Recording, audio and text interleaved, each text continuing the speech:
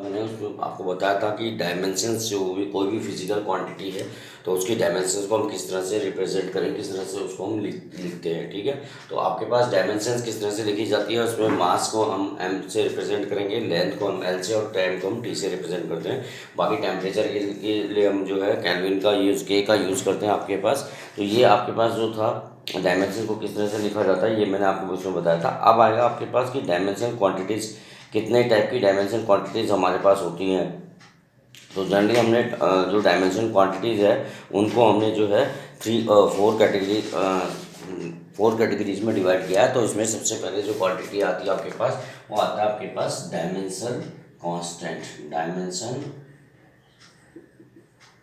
Dimension constant पहली quantity जो होगी वो डायमेंशन कांस्टेंट होगी आपके पास। ठीक है, दूसरा हो जाएगा डायमेंशनल कांस्टेंट लिख लीजिए। दूसरा हो जाएगा आपके पास डायमेंशनल वेरिएबल्स। ठीक है, तीसरी जो क्वांटिटी होती है वो होती है डायमेंशनल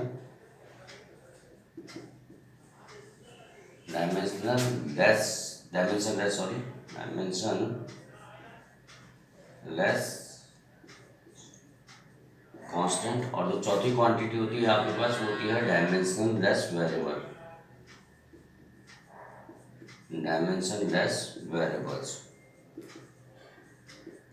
तो ये चार तरह के फिजिकल क्वांटिटीज़ हैं आपके पास, डायमेंशन क्वांटिटीज़ हैं जिनको हमने डिवाइड किया है डायमेंशन को चार कैटेगरी में।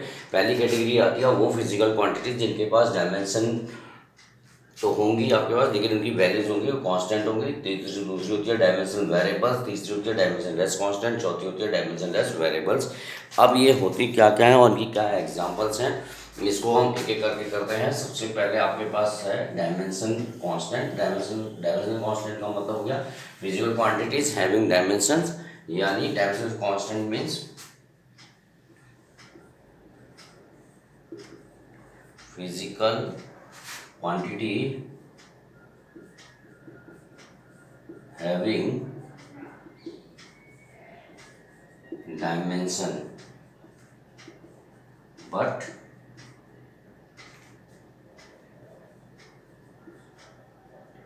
constant value।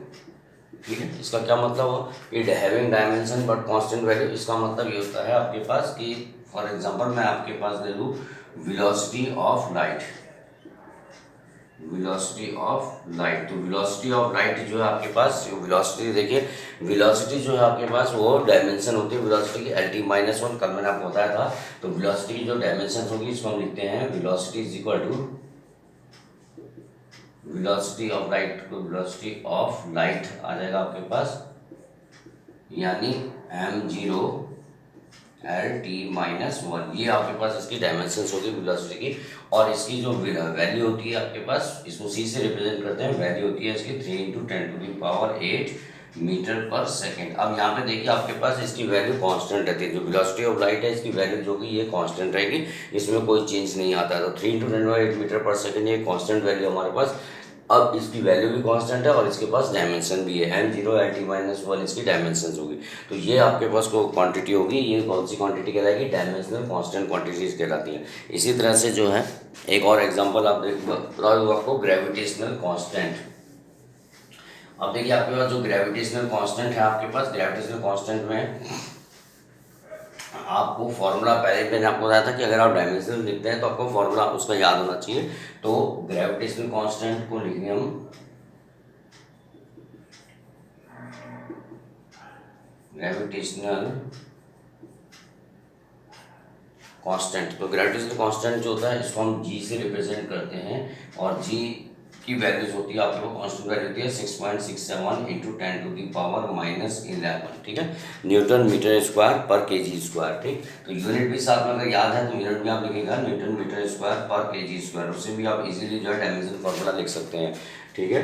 तो ये हो गया न्यूटन मीटर स्क्वायर पर स्क्वायर। अब ये देखिए यूनिवर्सल ग्रेविटेशनल कांस्टेंट जो होता है कैपिटल जी जो होता है ये कहलाता है यूनिवर्सल ग्रेविटेशनल कांस्टेंट और इसकी वैल्यू कांस्टेंट होती है, इसमें कोई चेंज नहीं आता। ठीक है, लेकिन इसकी आपके पास डायमेंशन, ये फिजिकल क्वांटिटी है इसकी भी डायमेंशन है आपके पास। तो डायमेंशन अगर हम इसकी निकालें तो फॉर्मूला याद होना चाहिए, एफ इज इक्वल टू होता है जी m1 m2 upon are square. हमें जी की वैल्यू को निकालना है तो g is equal to cross multiply करेंगे, ये हो जाएगा F R square oblique m1 m2। ठीक है, यहाँ से आ जाएगा जी इज इक्वल टू फोर्स की डायमेंशन फॉर्मूला होता है MLT-2। ये आपको याद होना चाहिए। देखिए हर जगह आप फॉर्मूले नहीं निकालते रहेंगे, कहीं पे हमने डायरेक्ट फॉर्मूला यूज़ करना है। जैसे ग्रेविटेशनल कांस्टेंट का अगर हमें फॉर्मूला डायरेक्ट करना है तो हमें फोर्स का फॉर्मूला डायरेक्ट याद होना चाहिए। तो ये हो जाएगा फोर्स हो गया MLT-2, मास इंटू एक्सलेशन, मास होता है m, एक्सलेशन होता है LT-2। तो MLT-2 और r मतलब डिस्टेंस हो गया तो यानी n स्क्वायर हो गया, और नीचे m1 m2 मीन्स m का स्क्वायर हो जाएगा आपके पास। एक m से एक m कैंसिल हो गया, यहाँ पे आ गया आपके पास m-1 L3T-2। अब ये देखिए ये आपके पास डायमेंशन फॉर्मूला आ गया किसका, ग्रेविटेशनल कांस्टेंट। तो ग्रेविटेशनल कांस्टेंट का ये डायमेंशनल फॉर्मूला है और ग्रेविटेशनल कांस्टेंट की वैल्यू भी जो है आपके पास ये कांस्टेंट है जो मैंने आपको बताई कि इसकी वैल्यू है आपके पास 6.67 इंटू 10⁻⁻11। ठीक है, तो ये आपने इसमें से याद रखना। तो इस तरह से आपको ये क्वांटिटीज़ आपको याद रखनी है कि डायमेंशनल कांस्टेंट्स वो क्वांटिटीज़ होती हैं आपके पास जिनकी डायमेंशन फार्मूला जो होगा आपके पास, डायमेंशन फार्मूला भी होगा और वैल्यू जो होंगी आपके पास उनकी वो कांस्टेंट रहेगी, उसमें कोई चेंज नहीं आता आपके पास। ठीक है, तो ये आपके पास हो गया डायमेंशनल कांस्टेंट का ग्रेविटेशनल कांस्टेंट का फार्मूला। इसी तरह से एक और एग्जांपल मैं आपको बता दूं, ये था आपके पास प्लैंक्स कांस्टेंट। कम से कम आपके अंदर 2 या 3 एग्जाम्पल आपको याद होने चाहिए जो आपका एग्जाम में लिखने होंगे। तो एक और एग्जाम्पल हम ले लेते हैं, वो है आपके पास प्लैंक्स कांस्टेंट।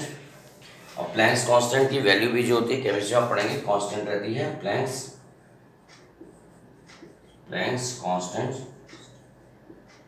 प्लैंक्स कांस्टेंट को h से रिप्रेजेंट करते हैं और जो h की वैल्यू होती है आपके पास ये होती है 6.63 इंटू 10⁻⁻34। ठीक है, तो ये वैल्यू तो आपको याद रखनी है 6.63 इंटू 10⁻⁻34। अब यहाँ तो इसको लिखना है तो ये फॉर्मूला याद होना चाहिए, लैम्डा इज इक्वल टू होता है h/mv।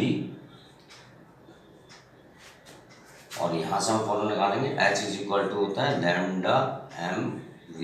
ठीक, लैम्डा मैंने आपको बताया था लैम्डा वेवलेंथ होती है, तो h अगर हमने निकाला तो h is equal to wavelength means हो गया l, ये हो गया मास, और v हो गया Lt-1 वेलोसिटी। यानी फॉर्मूला आपके पास बन के आ गया h इज इक्वल टू ये हो जाएगा mL2T-1। ये आपके पास फॉर्मूला आया प्लैंक्स कांस्टेंट का। तो इस तरह से आपको वैल्यूज जो होंगी आपके पास ये याद होनी चाहिए। ठीक है, फॉर्मूला आपको याद होना चाहिए। अगर फॉर्मूला आपको याद है तो आप इनकी वैल्यूज को लिख सकते हैं। तो ये है आपके पास प्लैंक्स कांस्टेंट का फॉर्मूला ML2T-1। अब इसकी वैल्यू जो होगी आपके पास वो कांस्टेंट होगी। तो ये आपके पास पहले फिजिकल क्वांटिटी हुई जिसमें आपके पास डायमेंशनल कांस्टेंट वैल्यूज है, यानी ये वैल्यूज फिजिकल क्वांटिटीज इनकी डायमेंशन होंगे आपके पास वो होंगी, लेकिन बट इनकी वैल्यूज होंगी वो कांस्टेंट रहेंगी, उनमें कोई चेंज नहीं आएगा। तो इस तरह की क्वांटिटीज को कहते हैं हम डायमेंशनल कांस्टेंट्स। ठीक है, तो ये पहली क्वांटिटी आपको मैंने पहले टाइप से डायमेंशन क्वांटिटी मैंने आपको बताई dimensional constant.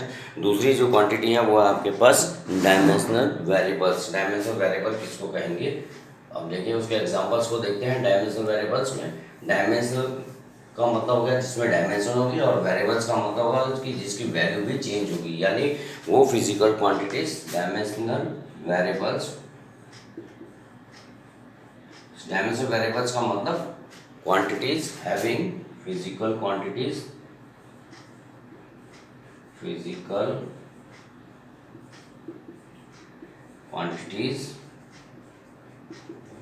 having dimension but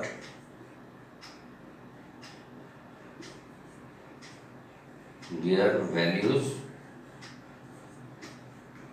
will vary, उनकी वैल्यूज वेरी वेरी करेंगी यानी चेंज होंगी आपके पास, ठीक है। तो ऐसी फिजिकल क्वांटिटीज़ जिनके पास डायमेंशन तो होंगे लेकिन उनकी वैल्यूज़ में भी कंटिन्यूसली चेंज आता रहता है, इस तरह की जो क्वांटिटीज़ होती है इनको हम कहते हैं डायमेंशनल वेरिएबल्स, ठीक है। और इसमें एग्जांपल में आपके पास बहुत सारी वैल्यूज आएंगी, जनरली जो हम वैल्यूज को यूज़ करते हैं। इसमें एग्जांपल रेगुलर में आप लिखेंगे, जैसे फोर्स आपने पढ़ा है, एरिया, वॉल्यूम, स्पीड, एक्सीलरेशन, बहुत सारी क्वांटिटीज़ हैं, तो आप कुछ भी क्वांटिटीज़ को आप लिख सकते हैं। तो ये डायमेंशनल वेरिएबल्स होती है, यानी वो फिजिकल क्वांटिटीज़ जिनके पास डायमेंशंस भी हैं और इनकी वैल्यू भी वेरी करती है। जैसे फोर्स की डायमेंशन मैंने आपको बताया कि फोर्स की डायमेंशन होती है आपके पास MLT-2, ठीक है। तो MLT-2 आपके पास फोर्स की डायमेंशन होगी। इसी तरह से एरिया की डायमेंशन होगी लेंथ इंटू ब्रेड्थ। तो एरिया को अगर मुझे लिखना है तो एरिया को मैं लिख लूँगा एल का स्क्वायर, ठीक है। अब देखिए फोर्स जो होता है हर एक वैल्यूज में डिफरेंट अमाउंट ऑफ फोर्स लगता है, तो फोर्स की वैल्यू बार बार चेंज होती रहती है, लेकिन इसके पास डायमेंशंस भी और वैल्यू भी इसकी कंटिन्यूसली चेंज हो रही है। इसी तरह से एरिया भी है, एरिया की वैल्यू, एरिया जो होगा आपके पास अकॉर्डिंग टू द डायमेंशंस होती हैं वो एरिया में चेंज आएगा, लेकिन इसकी डायमेंशंस भी रहेगी और इसमें चेंज आता रहता है। इसी तरह से आपके पास स्पीड हो गया, हर एक ऑब्जेक्ट की स्पीड डिफरेंट होगी लेकिन उसकी डायमेंशंस भी होगी, तो ये एक्सीलरेशन भी होगा। तो इस तरह से ये फिजिकल क्वांटिटीज़ हैं जिनकी डायमेंशंस जो है आपके पास होती है लेकिन वैल्यू भी कंटिन्यूसली वेरी करती है, इसको आप इजीली कर सकते हैं। तो ये दो तरह की क्वांटिटीज़ को मैंने आज एक्सप्लेन किया। नेक्स्ट टॉपिक में हम एक्सप्लेन करेंगे बाकी दो क्वांटिटीज़ को। Thank you.